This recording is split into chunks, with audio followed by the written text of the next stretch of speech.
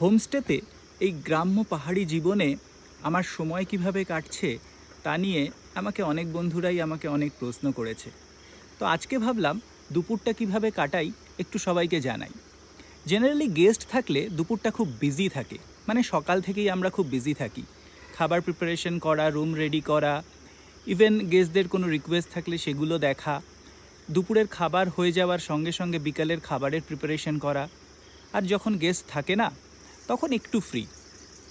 রেগুলারের বাড়ির মতো যা কাজ থাকে এখানেও তাই কাজ। সেই কাজগুলো সেরে এই সময়টা আমার কাছে খুব ফেভারিট একটা সময়। এই সময় আমার র্যাকে জমে থাকা অনেকগুলো বই পড়ার সুযোগ আমি পাই, একটু মোবাইল বা ল্যাপটপটাকে বন্ধ করে। বহু বছর আগে আমার এক অফিস কলিগ একবার তার ফোনটা হারিয়ে ফেলে বাসে, এবং সে একটা মজার কথা বলেছিল যে, সম্রাটদা, ফোন হারিয়ে যাওয়ার পরে আমি একটা জিনিস রিয়েলাইজ করলাম যে by losing the smartphone I am living much more smarter life.